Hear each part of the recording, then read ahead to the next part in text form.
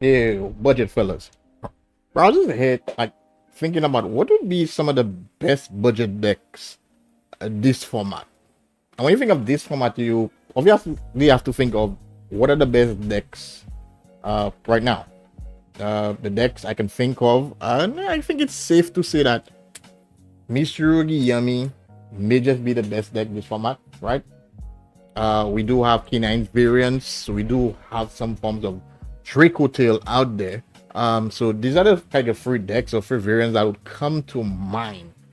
So now we're like, all right, what do these decks have in common, or what strategy can we come up with as a budget community that may just be strong enough to dismantle these decks? Okay, the first deck I'm gonna be viewing, or we are gonna see how we're gonna counter, is Mitsurugi Yami. Okay, this is the best deck. I think it's safe to say this is the best deck in the format, right? The deck is very oppressive, very strong, very consistent. Multiple one-card combos, many hand traps, many recursion cards. Like it doesn't die. Bro, I swear the deck does a lot. So I'm here thinking like, bro, like what can we do? And the decks I will be discussing, I have 3 decks in mind. They range from $20 to $50, right? If you're a competitive budget player, but that's in your alley. Where you go to locals, that's in your alley, because we know for sure at locals we are gonna see the best decks in Yu-Gi-Oh for sure. So why not look for a particular deck or decks that can defeat these decks? All right, the first deck I have in mind, right, is Zombie World or zombies, but the zombie deck that centers around Zombie World. Yes, bro. So I swear, Zombie World has had a good matchup against the best decks in Yu-Gi-Oh for a while now, because most decks, and thank you Konami so much for this, bro. So much for this. Zombie World, that was on the screen, bro. Zombie World, thank you so much for this, Konami. Like most of the best decks are also type reliant, right? So thinking of this here, the effects or the two of the most common aspects of Yami Mitsurugi is one, that they search a lot, which I'm gonna touch on, and the other one, they're deck type reliant, right? So what Zombie World basically does, in case you don't know what Zombie World does, it basically changes it changes the type of monsters, all monsters on the field and in the graveyard. Changes everything to zombie. Now, one, if you have to use the Yami aspect of the deck, they need to be light beast types. If they don't have a light beast type, no Yummy combos, no Yummy, nothing is happening, right? Kind of reminds me of back in the days of Finn Smith. You just slap you just slap the bad boy Zombie World on the field, and Finn Smith player were not playing Finn Smith. They were not playing because they had no fins. They could have smithed, but they were not finning. Like it's like every time like one of the best deck comes, even we had the birds there, easy Zombie World made bird players get bird flu. Is that a thing? Yeah, nah. So maybe yeah. So the one of the strategies is changing the type on the field, so it kind of like shuts down that attack, shuts down that aspect of the deck.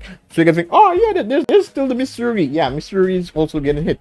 It's not as limited as what happens to Yami, but the Mitsurugi aspect, they cannot activate prayers with monsters on the field. They can only use in hand because monsters on the field are not reptile, and they need to tribute reptile to get these effects. They cannot use the counter trap card. Well, it's not a counter trap card, but it's a nominated trap card. They can't use it because basically it needs to tribute a reptile monster. It doesn't even get the grave effect also, which is a big plus. So this is how strong just Zombie World on its own is, let alone playing around it, because the zombie cards are quite good. My favorite Yu-Gi-Oh monster, which is the Zoom King Baldros, doesn't target. That's 2 effect. It doesn't target. I love this. It banishes. Yeah, banish from the graveyard all the field. Zombie monsters. All your monsters are zombie. This is quite, yeah. So let's play in this zombie strategy. If you play and give or take how you build your zombie, because if you go the route of the combotitious route, which I've featured on the channel multiple times, you can have omni-negates also with a zombie world, which is scary in itself. The basic zombie play is fine, but having all these routes to have omni-negates and whatnot is good, because trust me, if go game 2 or 3, the opponent is siding so hard, so now you really have to your lines have to be so much different. You have to play the game a little bit different, because the opponent is now coming with the expectation that zombie world is going to be on the field and they have to destroy. So this is where your lines are going to be a lot different. So it's not about zombie worlds that are going to carry you, maybe carry you 1 or 2 games, early on or whatnot. But once persons are onto the strategy, the plan is to remove a zombie. It's similar to like the strategy for yummies is get rid of the field spell, because basically when that field spell is out of the game, yummies are struggling. Yeah, but with zombies, they can get a field spell on the field quite easy, or they can really regulate how they field spells play. Because if the opponent is now thinking of playing a lot of board breakers, bro, you can just keep your Banshee in the graveyard, right? Because Lightning Storm is not free. Your opponent might side in free Lightning Storm to get rid of it. Banshee is in the grave, and from then the opponent plays Yu-Gi-Oh and they have face-up card, Lightning Storm is dead. They only have like 1 harpies, and I'm gonna take the chances of 1 harpy. So Zombie World is a very strong strategy into the best deck, which is the Yummy K9. I said Yummy K9, oh my god, but Yummy Mystery. So definitely is one of the picks I have up there. Like the deck does range from $20 to $50 max, give or take how you build a deck. Then definitely it's one of the great strategies out there for sure. Now the other budget decks, the other top tier decks in the meta are K9. We have Draco Tail for sure, so we have to talk about those. And so this is why I'm covering 3 particular decks. So it kind of like bases on your locals. So if I know my locals is swarming with Yummy or Mystery, whether it's pure or whether it's meshed together, yeah, I'm going with my zombies, bro. I'm going with my zombies. But what if your locals, they play more K9s? They have a mixture of K9s and both Mystery Yummies. They both, no. I have another deck here, which I think definitely will counter that strategy, and that would be, bro, I keep hitting the mic. Sorry, right? I forget, I'm hitting you guys. That would be Thunder Dragons, guys. Thunder Dragons, specifically with Bestials, right? Hear me out, right? Thunder Dragons can easily get you a copy of Thunder Dragon Colossus. Yummies, Mystery K9s. What they do is search, or what they want to do is search. Yeah, Colossus is like, nah, my guy. that shit ain't happening there, bro. That shit ain't happening. Nobody's searching except me, because I am him. Like, Colossus is him, right? Yeah, I think Colossus is him. Yeah, definitely is him, right? So yeah, so the fact that you can easily, and trust me, if you're playing a pure Thunder Dragon deck, or Thunder Dragon, this maybe with the Bestial, no, definitely with the Bestial, you can summon this card like consistently first interactions, like, oh my god, so easily. So a card that protects itself with 2600 attack, that protects itself, prevent the opponent from searching, yeah, it's definitely gonna put a dent in the meta. And like I said, guys, all these decks are relatively cheap. 20 to 50 bucks gets you a full deck. Now, the other great thing is, like, you're just gonna sit on Colossus. I like sitting on Colossus is still fine. But the fact that you're playing Bestials too, to add in some consistency and add in some breakneck for the meta. Mystery Kumo is not come back from the graveyard when he goes dipping in. No, bro, I'm breaking your back from the graveyard.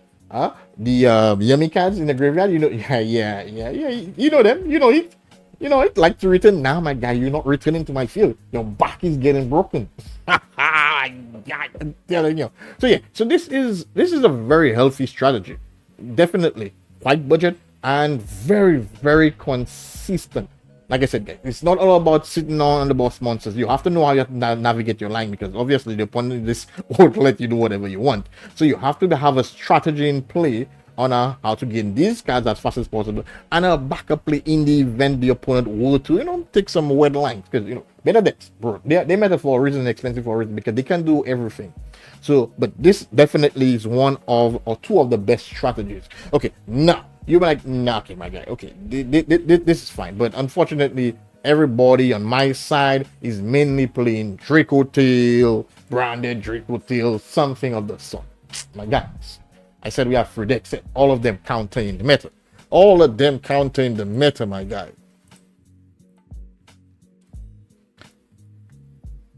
Yeah, you can just play Inset. And the Inset deck basically starts from what? $10 and up. This is the one you don't even have to reach a $50 max. If you do, you're just flexing your wallet. You're just flexing your wallet because the Inset deck easily accesses the retaliating cards. Easily. Do you know how effective retaliating cards are? Bro, opponent is playing Draco Tail, you smiling. Playing Branded, you smiling because you're gonna hit them easily with a retaliating C. Or it big cousin or big, this is big brother, like, right? Contact C. But the C's, you guys know what I mean. Because even if you know what's funny about this, right? The opponent outs the retaliating C, easily gives you access to the contact C. Like, it's a free switch. So I'm just saying, like, and in the Inset deck, these cards are such a bull. An Inset, bro, I've featured so many Inset combos or gameplays on this channel. We know they're crazy. So if you were to deeply go into a like serious build based on the meta right now, this for sure is great against K9 because Contact C hits K9. Great against Draco Tail. It's also great against Mr. Rugi. You know, let's play Ritual. Ritual. Nah, my guy, you're not. I want to activate Surprise. You be surprised? Nah, my guy. You either hit any of the C's. The C's mess up all of the best deck. And this is a deck here, Inset, that basically plays or searches these cards quite easy while having a very nice board deck. Yeah, Inset can put. If you definitely want to see how Inset play, I have some Inset videos on the channel. Should definitely check it out. But I'm telling you, these 3 decks here are positioned perfectly this format for the decks that are the best decks. But your play is just to put your floodgate on the field and back is getting broken. I'm telling you guys, quite nice chilling out with you guys as usual. So we're gonna see next time. Just bring some snacks next time, bro. Bring some snacks.